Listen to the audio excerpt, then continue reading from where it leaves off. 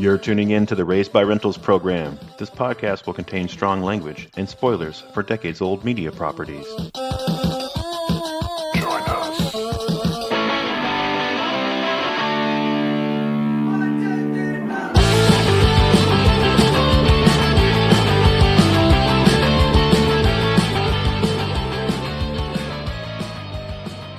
Welcome, everybody. This is the podcast where we examine pop culture franchises of the VHS era, improv news stories, and sometimes go on self-indulgent rants about pop culture nonsense because we're just a couple of know-it-all whiny bitches to imagine how we might improve our favorite movies, TV, and games. I'm Josh. I'm Mike. And we were raised by rentals. Mike, we've been busy and sick and behind schedule. So today we're going to postpone our next improv story just a little bit more and do our 12th rental rant. Woo! Oh my God. Yeah. So first of all, I don't know what's been going on with the schedule lately. I have no idea when this episode will come out, but we're probably behind schedule, even worse than before. So listeners, apologies to our constant listeners. We're going to try to get back on schedule soon, but between some sicknesses, some upcoming holidays, and the fact that I was out of town for over a week on a work trip, we really were having a hard time like syncing up. And even though I already know what our next improv topic is going to be, Mike, I'll tell you after. We decided we were just going to do another one of our rental rants because, you know, it helps us to kind of recharge and get back to normal. Mike, you're not feeling good today.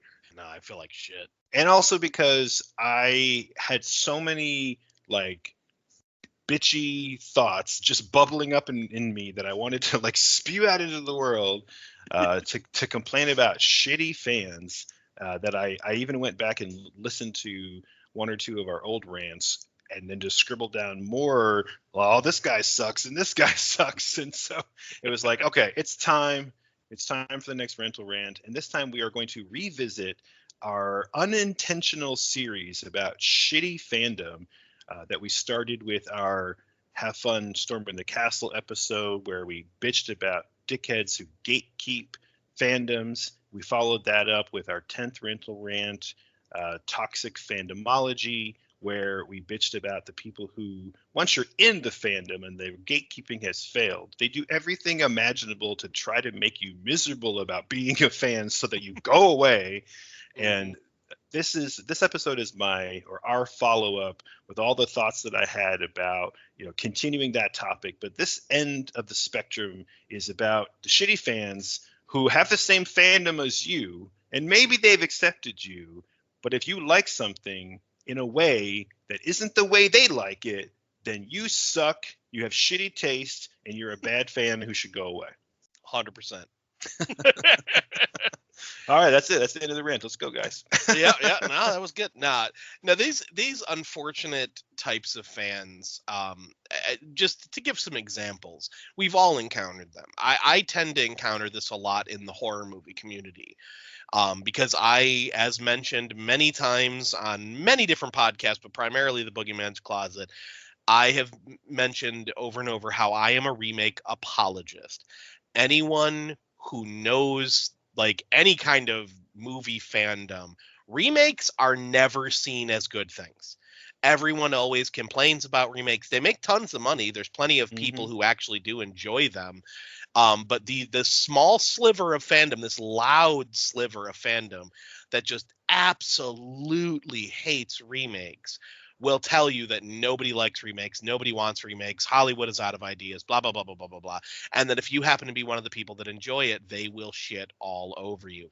One of the ones that I have encountered over and over again is the absolute hatred of Rob Zombie's Halloween movies.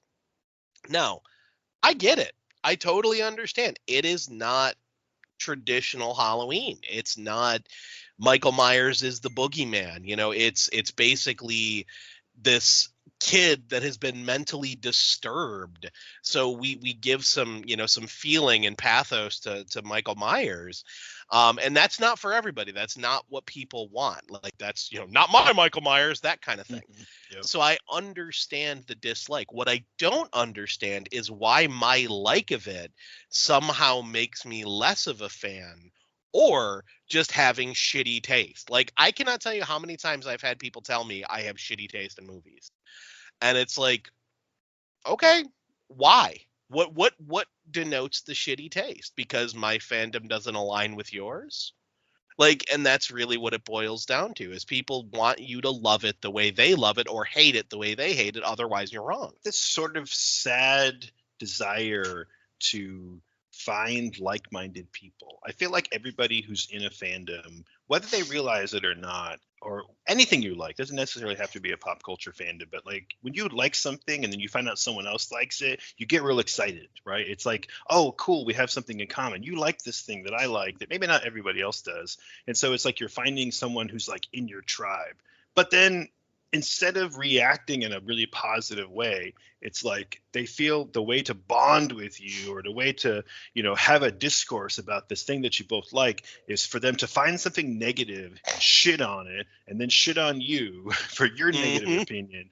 And I don't know what the impulse is there to just always go negative, because I would bet that if you were like at like a horror convention and got into a conversation about these Halloween movies, to follow your example, I would bet that you're both big horror fans, because you're at a horror convention and you probably both love the Halloween franchise. But it's like, for some reason, while you're trying to love everything you can about it, as much as you can about it, within reason, but like you're trying to be a fan, these other people, for some reason, they decide that, well, only the thing that I like makes me a fan, and all the stuff that I don't like shouldn't exist, and it sucks, and you suck, and the director should kill himself, And it's like, why do you go down that path? Like, I don't understand the impulse there. Right. And that's the thing. Like, that's not to say that there is not plenty of films that I will just shit all over, but I'll always say, like, it's not for me. Like, that's not me saying no one else can enjoy it. And that's, I guess that really is the part that I don't get. Like, what is that? What is that makes people go, if you disagree with my opinion on this topic, it somehow makes you a bad person? Right.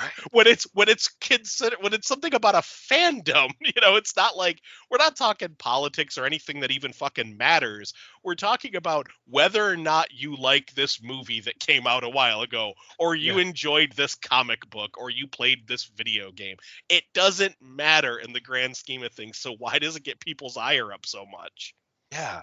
I used to see it a lot when I worked in an office, and I'm sure you've seen it, but I worked in an office most recently before COVID, where we had a lot of football fans. Now, I am not typically a fan of professional football. I do tend to like professional baseball. That's like my sport of choice. And if I'm going to watch, professionals play that, or hockey would be my choice. And I never really got football, but I do get fandom. And we've talked about this before when we had Sam on an episode, where people forget that being a sports fan is a fandom. Like, you're a nerd if you know all the stats about your favorite sports player. That's what nerds do. Like, if you play fantasy football, sorry, man, you're a nerd. Like, welcome to the club. Like, we all are. Like, that's what we do. Like, you're just a fan of this, this sport activity, but like, you're not on the team. You're not out there on the field. Like, you're watching it on TV. Like, like, just like we watch movies, or even if you go to the game, it's like going to a convention. It's like, you're just going to enjoy the thing that you would like with other people around, and maybe meet a celebrity, Exactly. But people in my office would get so fired up when it was their team versus another team. And it's like, again, you're not on the Dallas Cowboys. Okay. Let me remind you that even though you come to work in a Cowboys jacket every single day, and you talk about Cowboys constantly, it's like your favorite thing to bring up in the lunchroom. And you always go for the Cowboys when we're taking, like bets, when someone has like a pool in the office, like, we get it, dude. Like, you love the fucking Cowboys, but if someone else doesn't like the Cowboys, I would be more interested in being like, cool, like, why do you like the Chiefs or whatever other team? You know what I mean? Like, those are just the teams that I remember from my office, because I work in Texas. But so when someone likes a non-Texas team, it's always like, the fug, like, what's that about? But like, and it's like, I would just be more interested in talking about, like, why do you like this team? Like, was it because of your family or, your dad, or was there a particular game that you loved or like whatever? But instead it would always be like, oh, you like the Chiefs? You're fucking stupid. I can't believe you're so fucking dumb that you would like that team when the Cowboys are right there and you pick somebody else. You fucking moron. And it's like, what? Why? Like, I don't understand. I genuinely don't get the leap of logic, Mm-hmm. And it almost becomes like pack mentality as well, because they'll a lot of times these people that are prone to do this, they will surround themselves with other like-minded fans. So then they're like, well, yeah, well, clearly I have people backing me, so you fucking suck. Like, I got proof. And it's like, this always drives me crazy. I encounter this a lot I go to Thursday Night Terrors all the time. And there's a lot of horror fans there that enjoy movies the way I do, where it's fucking ridiculous. It's not something that I'm going to put on all the time, but I'm going to have fun watching it with a crowd. So, for example, Phantom of the Mall, Eric's Revenge. That's not something I'm putting on a random Tuesday. If I got a group of people around, fuck yeah, let's watch this horrible movie. And I will call it a horrible movie. Does that mean that it's not fun? No, it's a very fun movie. It's fun with a crowd. But when they showed that one, I got a ton of shit from several different people that were like, what do you mean this isn't a good movie? I'm like, well, it's a cheesy movie. It's fun. I enjoy my time with it. But come on, it's not good cinema. It's cheesy. It's badly put together. It's badly edited, bad acting. Like, it still has its merit. And then somehow I was an asshole because I said that it wasn't a good movie. Like, I'm not saying I dislike it, but in the realm of like good cinema, this isn't one. It's great if you think it is. Awesome. Tell me more. But I'm telling you why I don't think it that way. And then I would get dogpiled on. It was like, Jesus Christ. Which, again, doesn't make any sense. It's like, you didn't make the fucking movie. Like, you had nothing to do with it, probably. Unless my only connection is my uncle did some of the music. Well, there you go. But I'm saying, unless you happen to bump into like the director at a movie theater, it's like, what are the odds? Like, these people who get so angry when you don't like the thing that they like, or you like it in a different way. I wasn't thinking of this example before, but now that you mentioned that, it brought me back to this time, and I don't want to name the name, but when I was like, I must have been like 16, I got in a fist fight, like an actual fist fight with somebody because I mentioned in passing that, oh, that band, they suck. And maybe I shouldn't have said it so offhandedly, but it was just my opinion. Like, oh, I don't like them. That's what I meant. But then this person that I said it to was just like, fucking take it back, man. They don't suck. And for some reason, I got so mad that they were mad that I was like, yeah, they do their shit. And just to like stoke the fire because I was a dumb teenager. And I'm like, you're going to fucking step to me because I don't like the music that you like, because I'm not a fan of whatever the band was, some grunge band from the 90s, and we literally got in a fist fight and ended up falling through a glass door in the middle of this fight, getting cut up because this dude was just like, they don't suck, you suck, and like took a swing at me. And I'm like, what the fuck? It's the fucking Pearl Jam versus Nirvana debate. It's like, they're both grunge bands. Like, you can like them both. It's okay. Or you could be like me. I like Nirvana. I'm not crazy about Pearl Jam because I don't like Eddie Vedder's voice, but I don't shit on people who like him. Yeah. I've always been more of a Pearl Jam fan, but I'm leaning toward Nirvana as I get older. But back in the day, I would have been on Team Pearl Jam. Again, not that Nirvana sucks. I liked Pearl Jam's music a little bit better. I liked it. It was kind of like jammy and laid back, and that was what I was into at the time, Mm-hmm. And I was angry enough with the metal. I didn't need Nirvana to make me angrier. But anyway, yeah. So at the heart of it, in terms of the examples that like made me all like angry to the point where I was like, Mike, we got to go bitch about stuff, it's these people who don't like you because you don't like what they like, or more importantly, or more specifically to my examples, that they don't like something the way that you like it, or you like something differently than they do, and they just take it as like a personal offense because you've chosen to enjoy something differently than them. Again, like, you're in the same fandom, one of the examples that came up, again, not even to do with pop culture, it had to do with food, which Oh, was yeah. the fucking age-old pizza debate. Like, what's better, like New York City or Chicago pizza? And it's like, well, first of all, there's lots of other types of pizza. Like, those aren't the only two.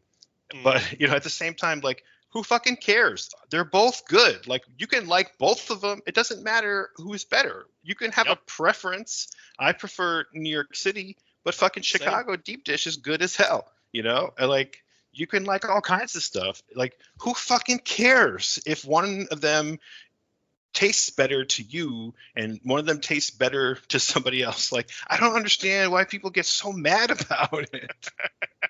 It's funny because that one is a debate I've actually had where it's like, I've tried to tell people, like, look, I'm not saying I dislike Chicago style pizza because I fucking love it. But when I think pizza, I usually want, more New York style. I want a thinner crust. That's just my preference. Does that mean that I won't eat Chicago style if you bring it in front of me? Like, no, I'm going to eat some. Like, I still like it. It doesn't mean that it's bad. Or you and I were even discussing this thing with tomatoes. Like, this is something I've experienced my whole fucking life. I've never been a raw tomato fan, just like a straight up plain tomato, nothing on it, just boom, eat it. No, I can't do it. You put tomato slices on like a deli meat sandwich or a sub.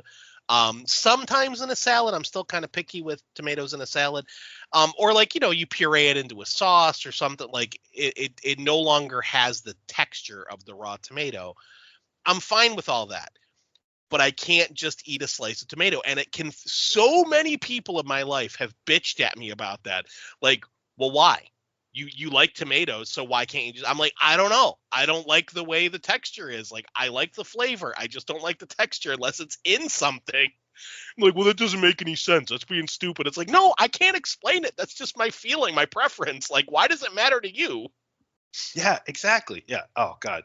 First of all, I feel the exact same way about tomatoes. Like, I have my limits for what I can handle. You know, for me, it's like the more raw and plain it is, the less I like it. The more like, cooked and seasoned and processed or, mixed up. To me, tomato is an ingredient. Yes. And I feel the same way. My kids ask me the same questions when, my wife, who loves like cherry tomatoes, should put them in a salad. And I'm like, okay, I'll just eat one, but I'm going to cut it up and like mix it into the sauce, and they're like, what's the point? And I'm like, I know I would even just eat like a beefsteak tomato sandwich, like just bread and tomato and mayonnaise. That's fucking good. But it's like, I do the same thing. It's like an ingredient. So yeah, the example that I brought up before we started recording is like, okay, so let's take that same argument and instead of tomatoes, let's talk about mayonnaise, right? So I fucking love mayonnaise. I put it on all of my sandwiches. Hell, I put it on my hot dogs. I like to dip French fries in it, although I usually mix it with the ketchup. Same. It's the basis of like every sauce pretty much that I make, cold or warm, like it goes with so many things. You can put it in sushi, deviled eggs, like any kind of like mac or potato salad. It's a wonderful, wonderful thing. But if you handed me a spoonful of mayonnaise, I'd fucking gag. Exactly. And I don't know why it's different. Maybe it's just too intense by itself. I don't know. But you know what? I don't feel like I need to explain it. It's gross this way and I like it that way. And I don't know. That's just my preference. I don't feel like I need to come up with reasons. Like, that's just what my brain decided. So who cares? It almost makes me wonder if like people are looking for validation of why they like something. And if you dislike it, like they feel it takes that validation away. I don't know why, but it just, because it's like, again, how does what you eat affect anybody else? But yet we've both had these experiences of people giving us shit for not liking a specific food stuff in a certain way. And it's like, why does it matter to you?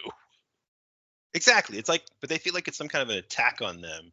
Like, that's probably a good point. Like some sort of insecurity, like people who really, really love ketchup and just fucking drown French fries and shit in ketchup. And I think that's gross. I like ketchup, but ketchup is like black pepper. Like you need it in like moderation. I'm not gonna fucking drown my food in ground black pepper, even though I like black pepper. Like, but it's like in it's like a seasoning, you know. But I see people, they make their French fries swim in that shit, and it's like, to me it's gross. But like, whatever, man. Like, you do you. I've been in restaurants with relatives of mine who have done that, where they're just squirting half a bottle of ketchup on their fries, and I'll look at them. And I'm not being judgmental. I'm just like, whoa, that's a lot of ketchup, you know? And they'll look at me and be like, what? You got a problem with it? And I'm like, I didn't fucking say anything, man. I'm just like, you don't need to be so defensive. I'm not trying to attack you. It's a lot of ketchup, you know? Like, suddenly I'm having flashbacks to our Cobra episode with Brigitte Nielsen drowning her fries in ketchup. Oh,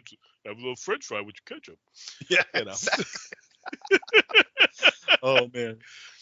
The last example I mentioned about food, and this came up again recently because, you know, growing up in the Western New York area, I love buffalo foods. And I think everybody always thinks that the buffalo wings, but like living in Texas, you don't realize when you move away from Western New York that how hard it's going to be to find like even a sub. And it's just a fucking sandwich. But why is it so hard to find a good Italian style sub?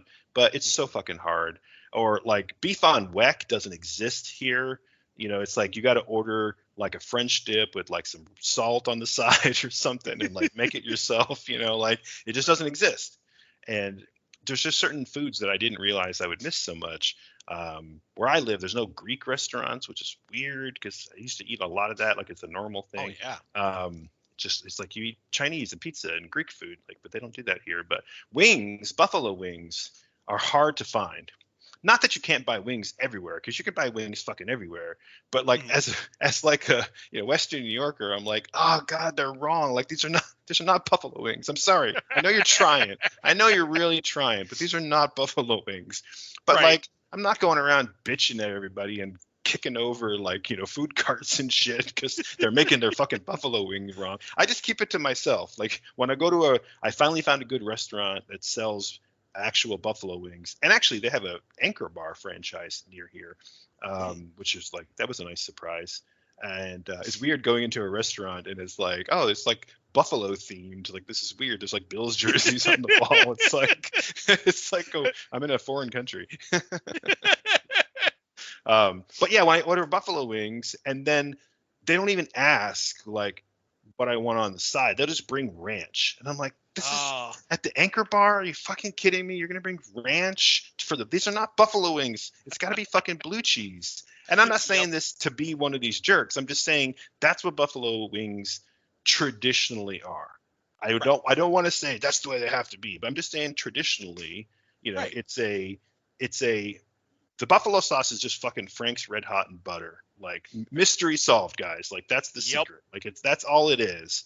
With don't bread the fucking wings, and you put it in blue cheese, chunky blue cheese dressing, not blue cheese salad dressing, but which is just like, I don't know, it's like ranch with a funky flavor. It's like you got to have that chunky blue cheese.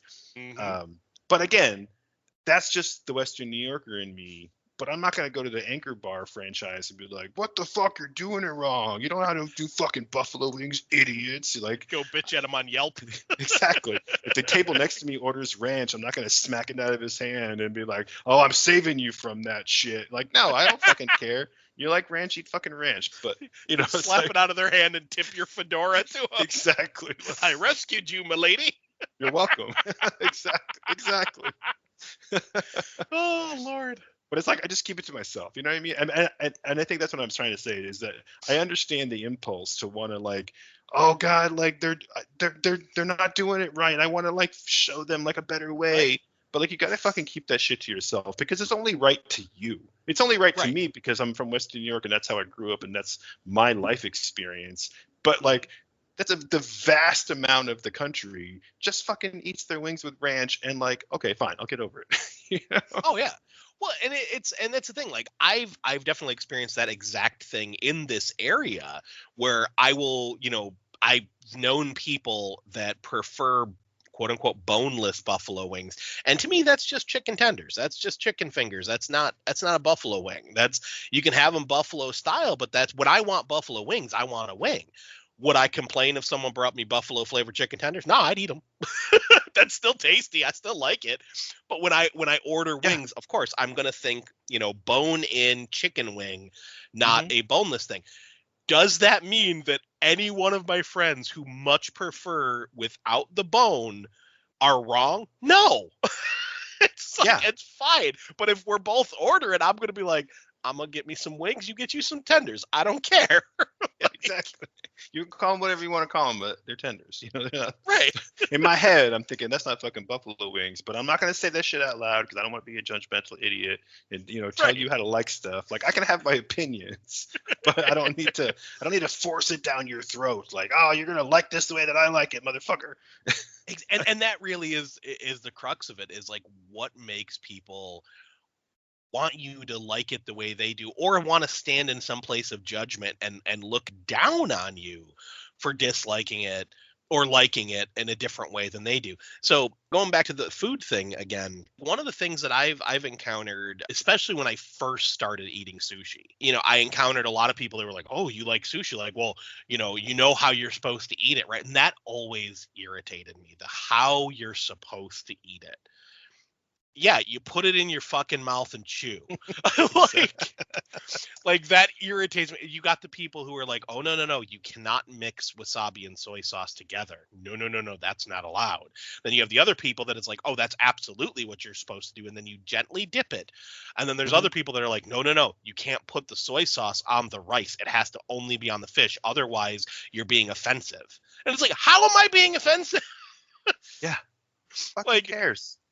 I have so many times I've had this exact argument particularly regarding sushi that I've been nervous going to sushi restaurants that I was going to fuck up because people have been like, oh, you got to eat it this way. You got to eat it that way. And it's like, how about I just eat it the way I want to eat it?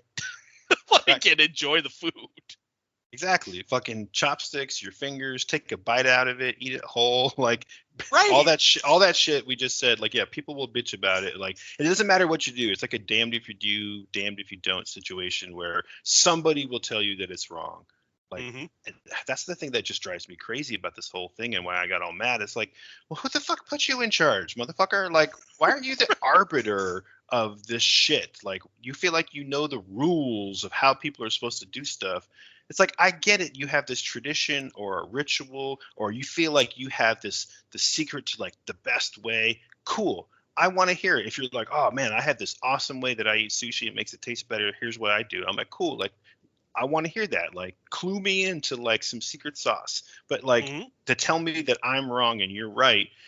And TikTok is the worst for that shit. Now I'm all fired up because I can't even think of a great example because it's just all blurs together. But so many times I've been scrolling on TikTok and there'll be some video that's I'll just pick an example of oh, you're eating white bread wrong. And then proceed to have some smirking, snarky bitch who's just staring at the camera are you looking? Are you looking, honey? Watch this. And they'll make some weird ass sandwich and they'll cut it in half and eat it backwards or whatever the fuck. And they're like, see, this is how you're supposed to eat bread. And I'm like, what the fuck? You just made that shit up. What the hell are you even talking about? And see, when I encounter those things, my mind immediately goes to rage bait. I'm like, this ain't real. This is you're trying to make me angry so I interact with your video.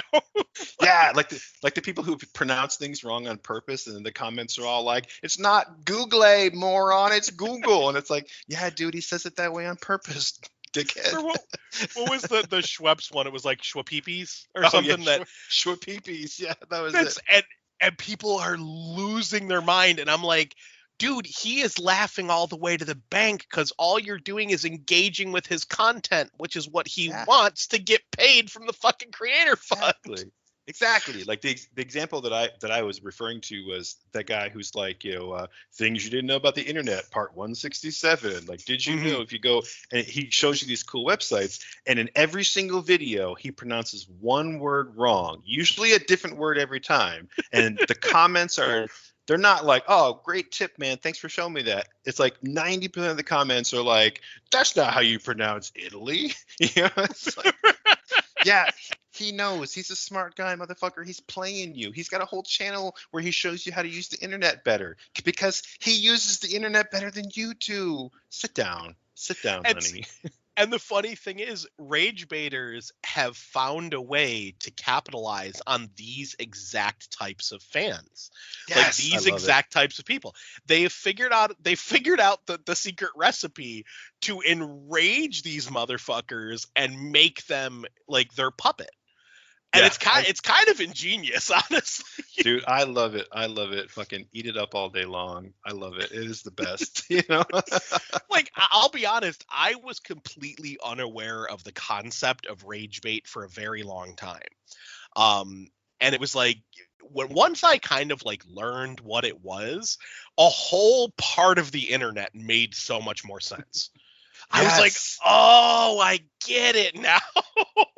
Dude, I remember the video where I learned it, and again, it was on TikTok, and this was a while back, but it was a video, and I'm sure you've seen these or something similar to it because people keep ripping off the concept, but it was a video where it was like how to pronounce words that you've probably never heard out loud. You've only read them in books, right? And it would be words like awry, AWRY, right? Or epitome, EPITOME. And these are words that like not everyone uses in daily speech, so it's totally understandable that maybe you don't know how to pronounce them.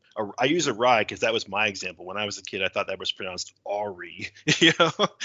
Right. And but I didn't know because who the fuck says awry in modern language? Like nobody says that shit out loud. But I remember this video because this lady did a top 10 words you don't know how to pronounce because you've only read them. And then she purposely mispronounced every fucking one of them. And I was like, oh, I love this chick. This is amazing. And I'm like, oh, I see what she's doing. That's so awesome. Like, she's making a video where everything is wrong on purpose. And I'm like, oh, this is such fucking, it's so beautiful because again, she had like 3,000 comments of people yelling at her. And I'm like, oh, you guys are so stupid. There's another one, and I wish I could remember her name, but she does, and I'm not going to bring up the examples, but she does like gross out rage bait content where she will talk about like some extremely disturbing personal hygiene regimen. And it'll always be something involving human waste or something that's just really gross. Yeah. And she'll talk about it as if it's just totally normal to do. And then it will just, the comments are filled with people like freaking out, like, holy crap, that's disgusting. What's wrong with you? Blah, blah, blah, blah, blah. But if you look at her account is all satire. Like it's specifically for that. But every one of her videos are this like very matter of fact person telling you very clearly wrong information. And the amount of people that are falling for it is just staggering. So it's like, hey, you know what? You figured out a way to make money off the internet. Kudos to you. But I'll be honest, I still fall for this shit every once in a while. Mm-hmm. One that I recently had to pull back and go, wait a second, this don't make no sense. Is I kept seeing, I wish I could remember the dude's name, but he kept popping up in my YouTube reels. There were like little snippets. It's basically talking about he covers upcoming movies, and he was really stuck on Deadpool and Wolverine. Like he was going off about all these legal troubles and like Ryan Reynolds is suing this person and that person, and you know, I forget her name, but the chick that was in She-Hulk is suing Ryan Reynolds, and like there was all this like back and forth, and I'm like, really? Like, what the fuck is going on? And every time I tried to look up information, like what's happening with Deadpool and Wolverine, everything seemed totally cool. Everything seemed totally fine. So I'm like, where is this guy getting? Oh, he's not getting information. He's making it up for the clicks. Motherfucker. Like, and it was one of those, like, I fell for it because I was like, oh no, I really am excited for this movie. What's happening behind the scenes? Yes. And then I was like, you bitch, you made me fall for that. And I was so mad at myself. Yes. Oh God. I definitely had examples of that, although I can't think of a specific one right now. But I will say too that, you know, sometimes people will just play a heel online, like, you know, in pro wrestling terms, like you have your face and your heel, like your good guy and your bad guy. But like it's all acting, like they're putting on this act, right? And in wrestling it's called kayfabe. It's like where you have to play this character, but you're supposed to play it all the time, almost like a method actor, because you're pretending to the world that you're a real person and this is how you really feel, even though it's a bunch of bullshit, you know. And every once in a while these wrestlers will get caught like hanging out who were supposed to be like, you know, mortal enemies or whatever. Like Hulk Hogan and like Macho Man were like best friends, you know. Right. And And I bring it up too because I've mentioned several times on the show in episodes before the Cartoonist Kayfabe channel on YouTube. Unfortunately, one of the hosts just recently passed away. Rest in peace, Ed Piscor. Ed was the heel of their duo, and they called their channel the Cartoonist Kayfabe because they knew what they were doing. They were just putting it on Front Street. Like, if you get the lingo, then you know what's happening. Like, Jim Rugg was the face, Ed Piscor was the heel, and Ed got a lot of hate and a lot of shit because he would have these like really fiery, polarizing opinions. Like, Jim would always be the guy like you who's like, yeah, okay, I don't like this comic, but like, look at that line, look at this color, like he finds good things in it. And then Ed would be the one be like, oh, that guy's a total fucking jobber, he's a corporate hack, blah blah blah. Like, he would. And it's like, and sometimes I'd be watching the videos like, oh shit, like he's fucking ripping that dude up. Oh, hang on a second. Like, wait a minute. Like, like I've met this guy in person and this is not how he acted when I met him. Right. And like, I only briefly met him at a convention and talked for a little while, but I was like, this is like a night and day. Like, this is a character. Like, he's really putting on the show. But man, people bought into it so much that he had so much hatred, just hate mail and people who would make videos about how much he sucks, and it's like, but what it did is it brought fucking clicks to the channel. Like, they became the most popular comic book channel on YouTube. They had close to 100,000 followers for like real niche like comic book fandom shit that like most people wouldn't even understand. Because hot takes are more interesting than your opinion. Unfortunately, that's true. It's 100% true. And this might be kind of moving adjacent to the topic at hand, but this is something that I feel is a great place to point this out. The internet itself is kind of wild when you look at how much people believe what they see online. And what I mean by that is specifically social media. I have encountered, now anyone who knows me obviously knows I'm not a famous artist. I'm not a famous podcaster. I'm not famous. I'm just a regular dude working a regular night job, but I have a lot of people who follow me on social media. And because I tend to only post about podcasts, artwork, events I'm doing, I don't really post too much about my personal life, particularly on Instagram or TikTok. I mostly only post art and podcast stuff. Facebook is a little different. I have family on there, so I will talk more about like work and stuff like that. But I have had plenty of fans who have interacted with me solely on Instagram and TikTok.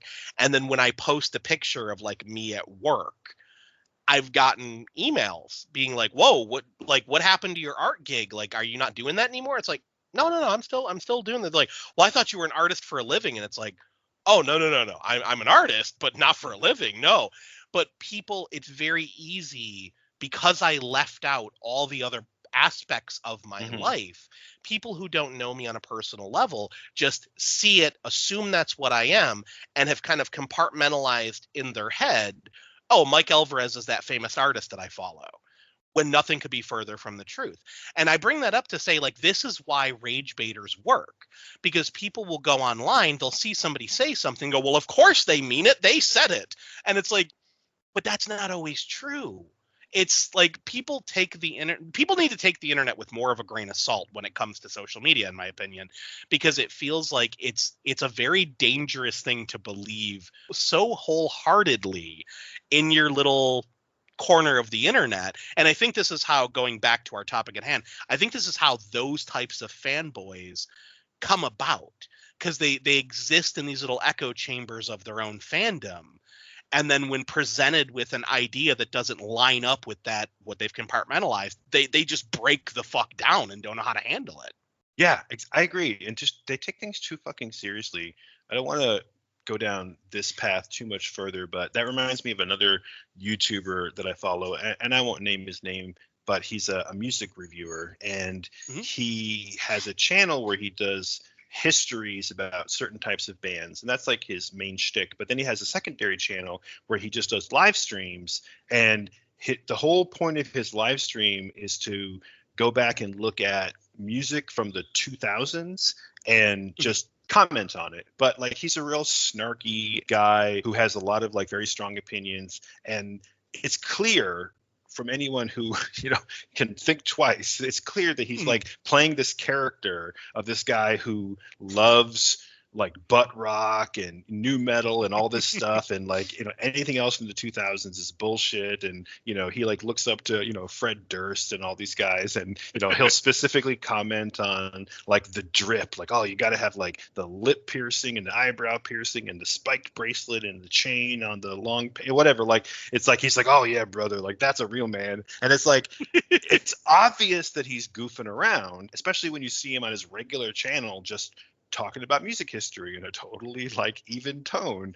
But again, the comments are just out of control to the point where there's like so many like videos attacking him all over YouTube. And he even posted a video recently where he basically was like, hey guys, like calm down. Like it's like a character. He had to post a video to like explain it to people, like it's getting a little out of hand that you guys can't see the fact that like I'm hot takes get likes, like that's why we're doing this, like it's a character, like, and it's fun, and you guys come to the videos and I get thousands or millions of likes or whatever, and like fuck, I don't even give a shit about his music reviews so much. I just watch his live streams because that shit's funny as hell.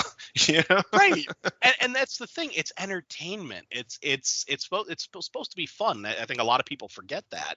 But it's the same type of thing. Like people who can't understand that that's a character. It reminds me of the people who are like, if you see based on a true story at the start of a movie and then proceed to have a ridiculous fucking movie, and they believe hook, line, and sinker that the entire thing happened the way portrayed in the movie. Like Return of the Living Dead, it says based on a fucking true story.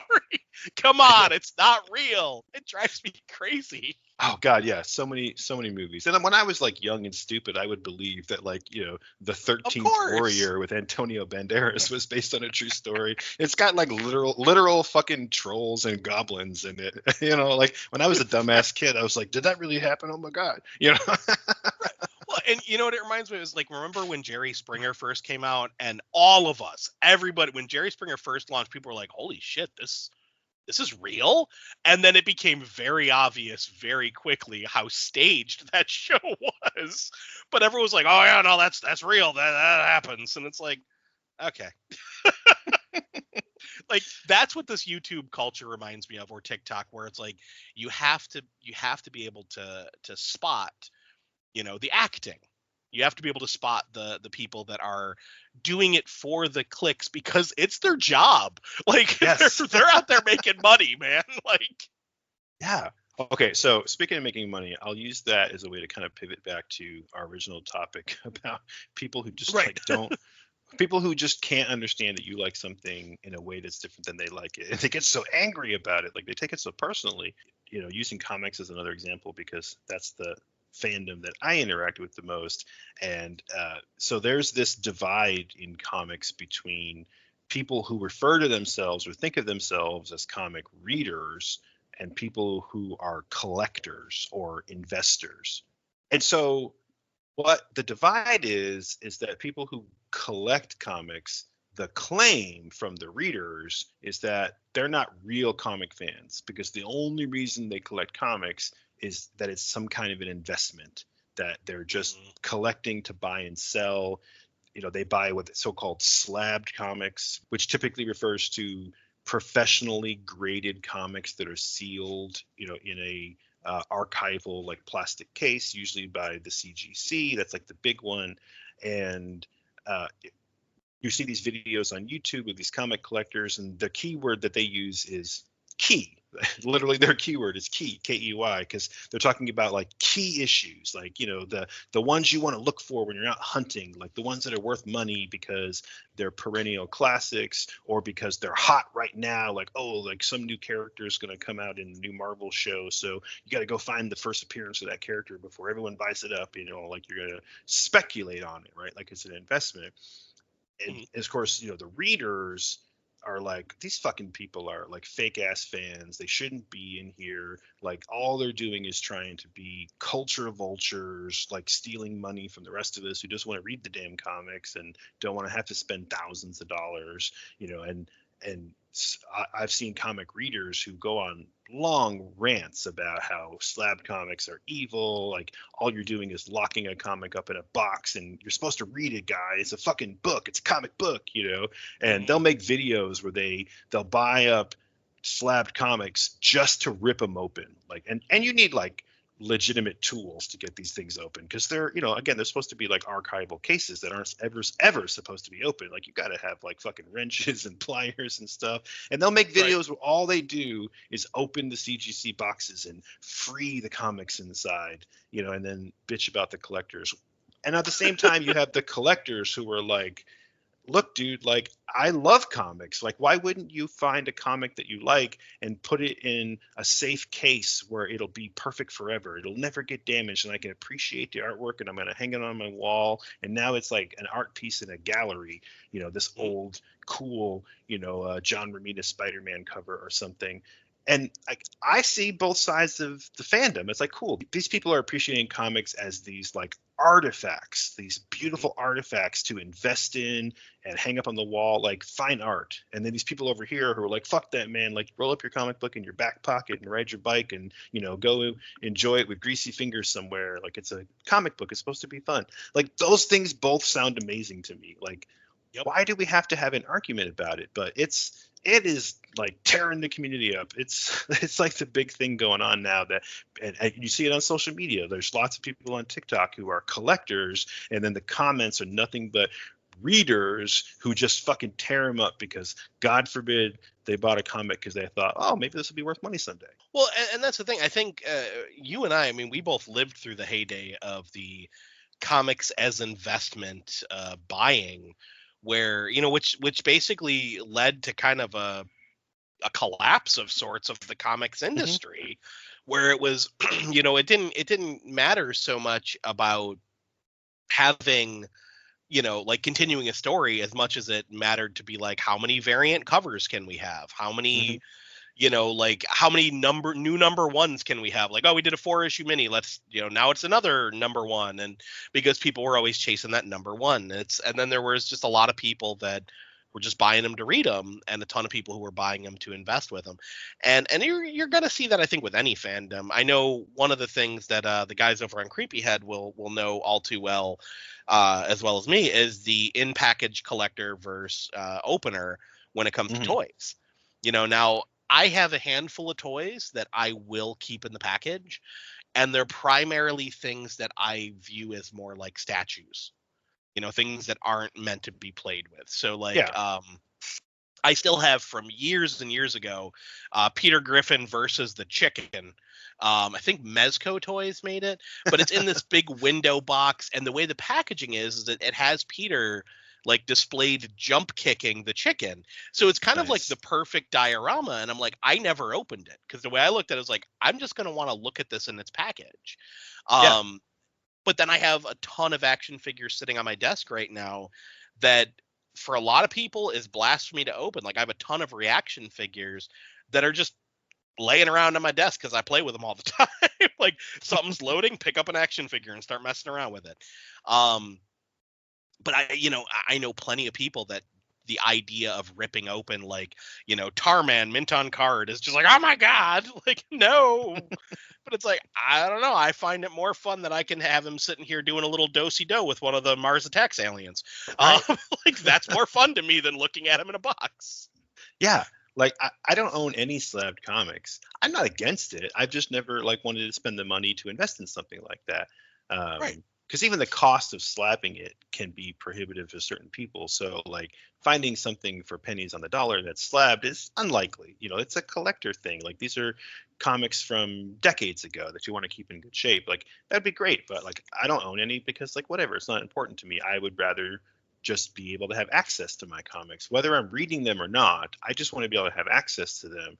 So most of my comics are spines on a bookshelf, and I love that. That's perfect. And why I like that format so much is it looks pretty on the shelf, so I can kind of enjoy the artifact as art, but then I can pull it off the shelf really easily and flip through it and then put it back. Like, it's convenience. Whereas like most of my single issue comics are in a box in the closet because, my wife hates the look of the ugly white cardboard boxes that most people store their comics in.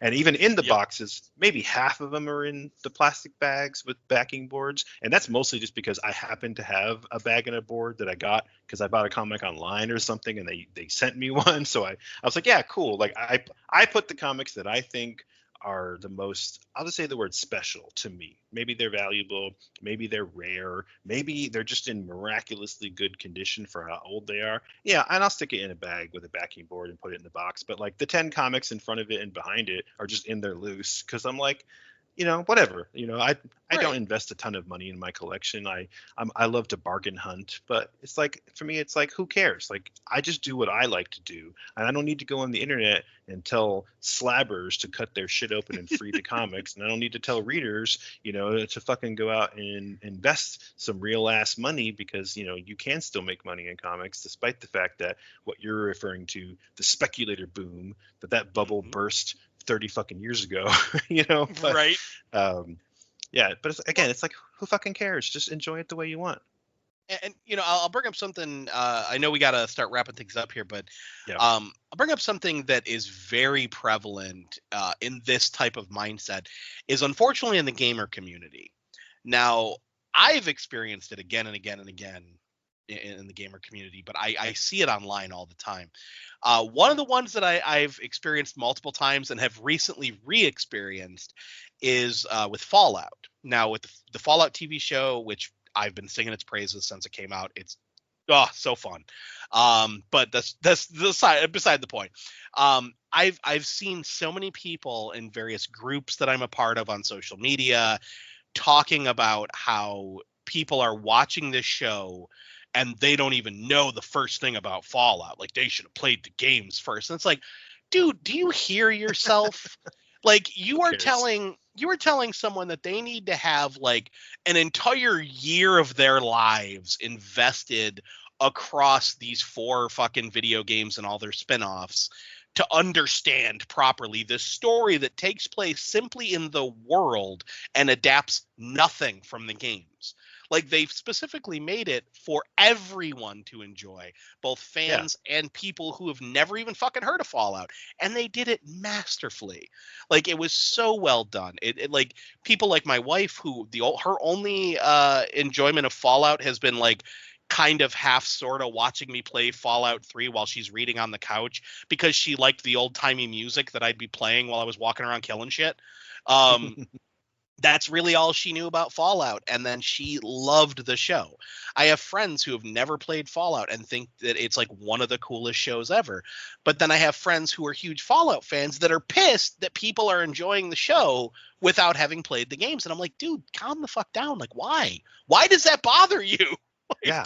I think there's a whole nother topic here to talk about when it comes to the audience. Like what is the intention for the audience? And is it a good thing if you make something that brings in new fans, or for some reason is that bad? You know what I mean? Like, and the way that I phrased the question, you know how I feel about it, but it's like, don't you want more people to like Fallout? Like, wouldn't it be cool if more people were into it? Like, you'd get more games, you'd have like interactions at conventions, like you'd have more merch or whatever. Like, it seems like it would be a good thing if they could make a TV show that's amazing and people who have never played the game are like, well, shit, maybe I should check out this game. Like, cool. Like they suck you in, You would think that would be a good thing.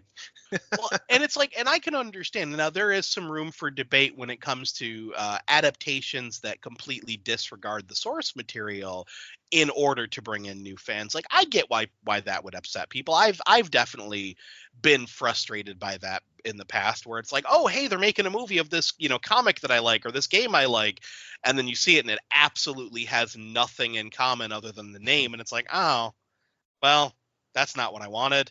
That's a disappointment. So I can understand that, but like when they're showing, and I feel like we're past that age. Like I feel like that was the 90s and early 2000s.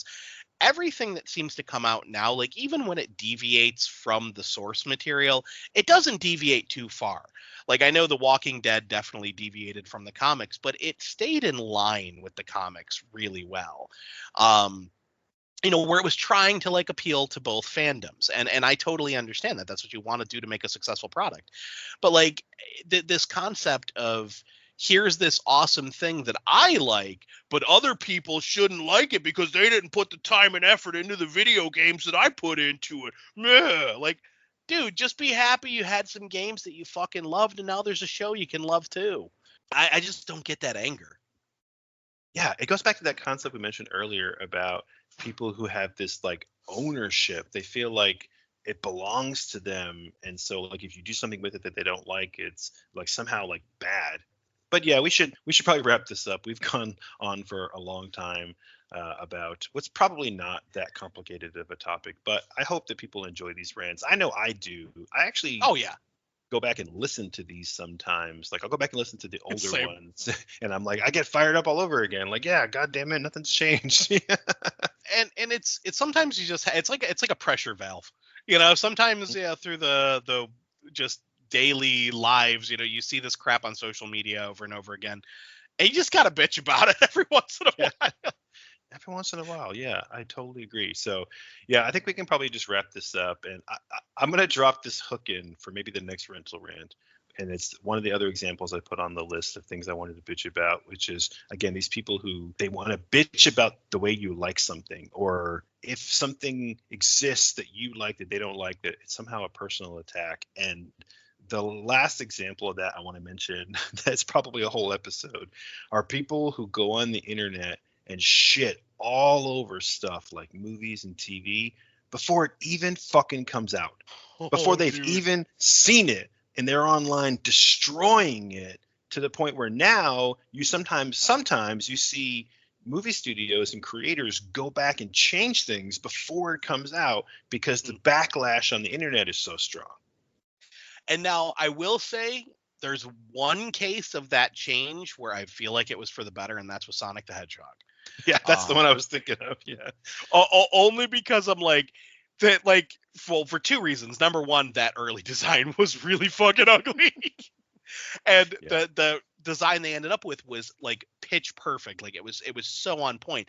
And if it wasn't for that ugly design, we wouldn't have had that amazing character in the Chip and Dale Rescue Rangers movie with ugly Sonic. And a fucking brilliant move. I loved it so much. But yeah, no, I totally agree. That idea of just bitching about something before it even comes out. Like, I understand seeing something on, okay, maybe that's not for me, and waiting, and judging a trailer based on its merit of like, that doesn't look appealing to me. And how many times have you and I both done this where we see a trailer for a movie and go, that looks like crap. And then years and years later, we stumble upon that movie for whatever reason. We decide to watch it and we're like, holy shit, I was wrong. Like that's happened thousands of fucking times with both video games and movies to me. Like I've done that so many fucking times. Like I could not stand the idea of Resident Evil 7 because it was first person perspective. I'm like, no, I want a third person game for Resident Evil. Like I don't like it in first person. And I was just so like set that this game isn't for me because of the orientation of like how you viewed the character. And it wasn't until I finally sat down and was like, all right, I'll play it. Then I'm like, holy shit, it was one of the best Resident Evil games ever made. And my dumbass didn't try it because I didn't like the way it looked. Like sometimes you gotta just give something the benefit of the doubt and give it a try. Like I think that this particular topic, we could do an entire episode just bitching about people's reaction to the Crow remake. Oh God. Yeah. Yeah. There's probably a lot of examples, and I didn't look them up, but I bet you if we were to look them up for next time, there'd be so many because it's such a prevalent issue now that when it happens, like with the Crow remake, to me, it just becomes noise. Like I don't even hear it anymore because it's the same old fucking bullshit every fucking time. People see a trailer or a piece of concept art or just find out about an actor being cast. I mean, and we're talking like all the way back in fucking 1989, people bitching about Michael Keaton being Batman. And like that shit was, 30 plus years ago. And it's like nothing has gotten any better. It's, oh God, it's so stupid. Not even a little. Yeah. The last thing I want to say is I meant to jump this in when we were talking about Fallout, which is my wife doesn't really like video games that much. I mean, she likes, Mario Kart, and she's not that she's not good at them because she's fucking awesome, but it's just not for her. But when The Last of Us TV show came out, she liked the trailer. I think that she probably knew it was a game, but she fucking loved that show. Watched the shit out of it. I didn't see the game. I didn't think the trailer looked that interesting. I ended up watching a little bit of it just because she was, and I got sucked into it. And so, like, that's a good example of both where you can find new fans to your property because you tried something different, and she's never going to play the game, but now she's a Last of Us fan, and I, who had no interest in the show, ended up watching most of it. And so it's like, cool, now you have another fan, so you have two fans of this fandom. We've never even played the games that it's based on, but it's like, who cares, because now you have more people who like your shit. Oh, absolutely. And like with the Fallout thing, that's actually happened with a few of my friends who have had zero interest. They're not gamers, zero interest in Fallout, but because I had commented on Facebook like, "Oh my God, it's such a good show," and like a few of them asked me like, "Well, would I like it?" I'm like, honestly, knowing your taste, I think you would. And they ended up watching, and they're like, "Holy shit, this is so good!" And it's like, you don't have to be a fan of something to enjoy another iteration of it, but people like to gatekeep like that, to bring back one of our previous rants. And the last thing I'll say about Fallout, just because I have to include this in this topic, is now I'm a big fan of the games. I particularly love the Bethesda stuff. I like the first person Fallout better than the old top down, and I know that's blasphemy. I've gotten shit for saying that, but the one that time and time and time again drives me crazy is it's just kind of seen as like fact that the best modern Fallout game is Fallout New Vegas. And I will give anyone who stands on that this one thing. Story-wise, it is fucking amazing. It's got a great story. There's tons of amazing options. Every choice you make feels like it has like the weight of the world on your shoulders. Like there's consequences and reactions to the choices you make that are going to affect the gameplay. It's a very well done game. That being said, the actual combat is ass. The look of the game, it looks like mud because you're out in the desert. Everything is brown and gray and just drab and gross looking. Now, did I play the fuck out of it? Absolutely. Did I play all the expansions? Yep, 100%. But it's not a Fallout I go back to because I didn't enjoy the gameplay as much as, say, Fallout 4, which most fans have agreed that it's just fact that Fallout 4 sucks, which I don't stand by. I think it's a really fun game. I think that the changes they made to the gameplay improved it 1,000-fold, and the look of the game, it's very pretty. Like the Commonwealth, you're out in Boston. It's a very cool look for a setting. It's this post-apocalyptic Boston. But when I have said to people like Fallout 4 is probably my most played, they get mad. Like the immediate reaction almost every time is, well, what about New Vegas?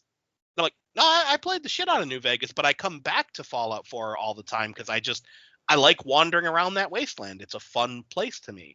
Like, well, I'm Fallout, but New Vegas it was made by the guys from Interplay, and they joined Obsidian, and fuck Bethesda. How can you let? And it immediately snowballs into a rant about how I'm not gaming right, how I don't like Fallout right, and it blows my mind that someone could be standing right next to me loving Fallout, and I'm like, yeah, Fallout's great. This is my favorite one, and suddenly I am not a fan anymore. Yeah, we got to wrap this up, and I wasn't even going to mention this, but I can't help but mention it now. Again, in the comic community, it's weird how different generations or even micro generations of fans grow up with comics and end up liking different things, especially in the superhero comic world. I was 12 in 1992 when Image Comics launched, and so I will always have a nostalgic love for all of the early Image comics, whether they're good or bad. It doesn't matter. Like objectively, some of them are pretty horrible, but I don't care because I still enjoy them. But I have always accepted it as fact, and with my fellow comic book cohorts of my age that I've grown up with, that certain superhero stories are just ass. Like, of course they are. Like, everyone agrees that the death of Superman is shit. Everyone agrees that the Nightfall storyline where, Bane broke Batman's back is shit. Everyone agrees that the Onslaught storyline at Marvel where Professor X and Magneto like merge their minds or whatever the fuck, like that was shit. Everyone agrees on that, right? The Heroes Reborn storylines when some of the Image creators went back to Marvel and like reimagined Iron Man and Captain America and whatnot. Those are shit, right?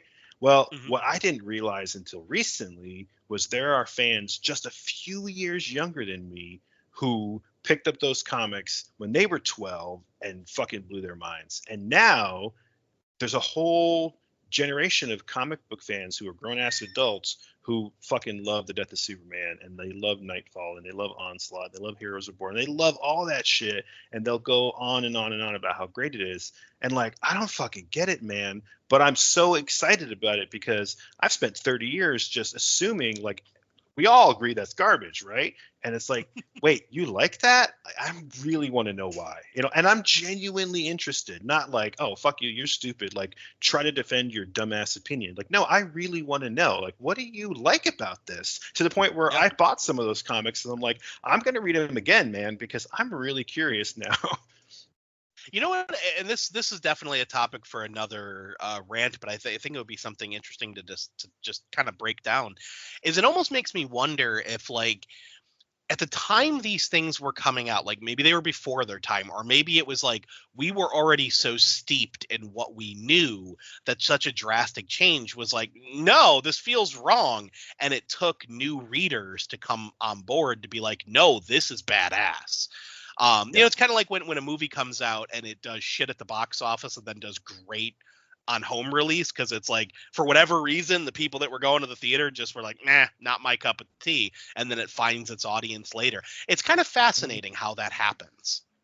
Yeah, absolutely. I think that's so interesting. But again, not to like pat myself on the back or put the two of us on a pedestal, but it's like we get excited about that. Like, I'm so interested in finding out why people love these things, because again, I have to defend the fact that I like Youngblood and Shadowhawk or whatever, because there's so many people out there who were like, oh, that Image garbage was all like, flash and no function. They call themselves Image for a reason. But it's like, I've been defending that stance for 30 plus years, because I'm like, why don't you like it? Like, look how awesome it is, And it's like, now there's other fans who are doing the same thing. But again, instead of getting angry about it, I'm like, well, shit, maybe there's something there that I never saw before. Or like, let me just take another look at it and really try to be objective, knowing that maybe not everyone agrees with me. Like, fuck, okay, I'll open my mind to that possibility, Yeah.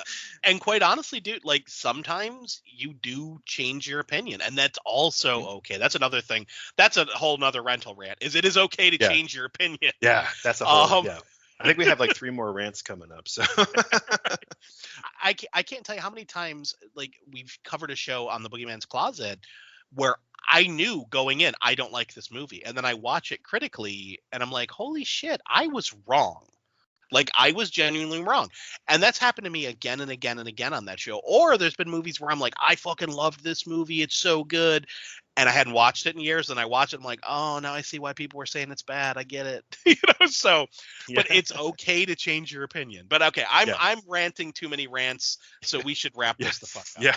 We're piling rants on rants. We got to do the episode about the pre-release internet trolls and the episode about like, it's changing your fucking mind, and that's okay, and it's good actually, so let's wrap this up. I'm just going to say one last example, because it's like every time something comes up, I'm like, oh, I have so many examples that I want to add, right? But I think this kind of wraps up everything. I hope it does, which is, again, mentioning my wife, who watches a lot of TV. I don't watch a lot of TV. Her favorite thing to come home from work and plop on the couch with a bowl of cereal or popcorn and, watch TV until she passes out. And I think I love that for her.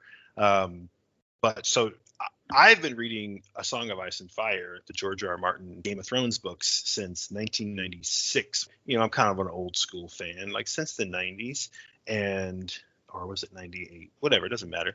And I've been a big fan for years, and she's heard me talk her ear off just because like no one else is around and I gotta talk about this shit. It's so exciting, you know. And Yep. luckily I found some like-minded fans, and my sister-in-law loved it, and you know I just glommed onto her so we could talk about it. And all these years, Christina, my wife, has just been like rolling her eyes, like, oh, that fucking book series again. And then the TV show comes out. We watched the first season together. She didn't like it until years later. Season 3 or 4 was already out, and somebody at her job was like, "Oh, you got to see this," and like showed her something, some scene, and she thought it was fun, so she went back. And even though she hated the first season, went on Facebook at the time, which my Facebook memories recently reminded me of, and you know. Bitched about it, how stupid and gross it was, and then she went back and watched it again, totally fell in love with it, watched the whole thing all the way to the end, so excited about when, you know, seasons 5 and 6 came out, watching the episodes like brand new, you know, bought the merch, you know, we talked about it all the time, quotes it all the time, and I'm over here going like, fuck, I liked it first, you know, you never even read the books. But I'm not going to say that to her, because I'm so excited that she's into it, and she doesn't have to read the books. She's never going to read the books, so she doesn't have to read the books to be a fan. She can call it Game of Thrones, even though that's not the right title. Whatever. but it is for the TV show again. So that's like, even though there's this nerd in me that's like, actually that's not what it's called, but I'm like, you know what? No, I'm so excited that now we get to share something we both like. And when the new book ever fucking comes out, it's been 12 goddamn years, but when the new book ever comes out, you know, I'll get to enjoy more Tyrion and Jon Snow and all these great characters, and she'll understand why I'm excited about it. And I think that that's awesome. Absolutely. 100% agreeance on that. All right. I think it's time to wrap this shit up. I think we have gone on and on and on about fucking fans who just want to bitch and moan about you're liking it wrong. So we'll go ahead and wrap this one up. I will say, before we do any of our other social media plugs, that we do have a new podcast that's part of the Rad Pantheon, and that is Be Happy I Didn't Kill You, Confessions of a Recovering Angry Girl, podcast hosted by Sam Granquist, famous ringleader of the Western New York horror crew. You can find that on YouTube. Just go watch it over there. That's WNYHORRORKRUE. God, that's hard to spell. I know, right? Western New York, WNY horror crew with a KRUE. Anyway, go find it on YouTube. It's a great show. Mike, you've already been on the show, so you can attest to it. Oh yeah, I had a lot of fun. It's I think it's just on YouTube right now, right? Yeah, just on YouTube right now.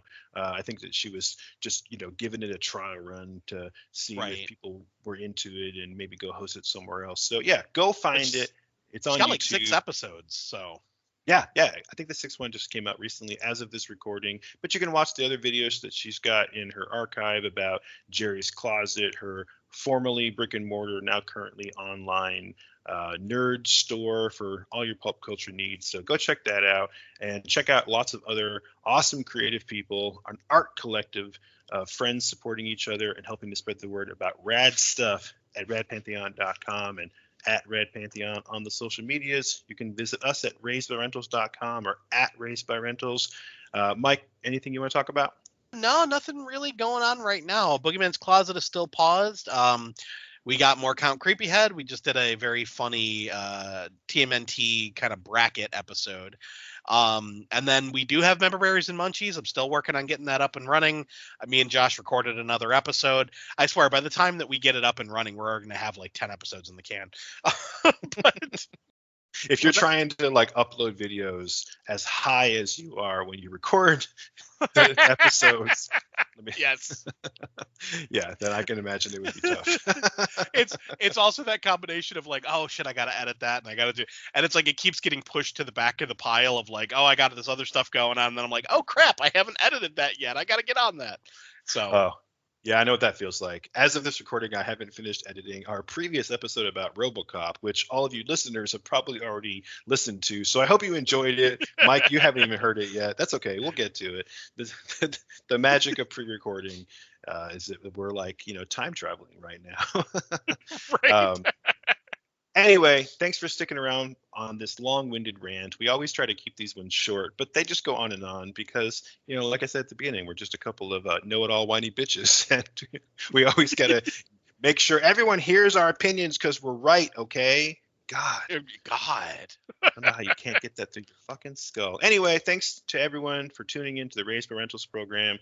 If you had fun with us, visit us on the socials, drop us a line, leave us a comment, leave a podcast rating. Tell us what we should bitch about next time. And with that, I'm Josh. I'm Mike. And we have to return some videotapes.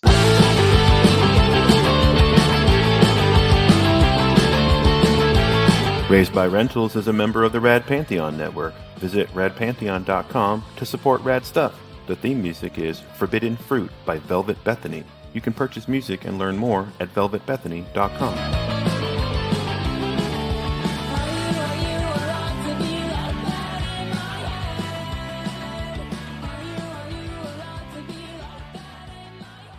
Hi. You're doing it wrong.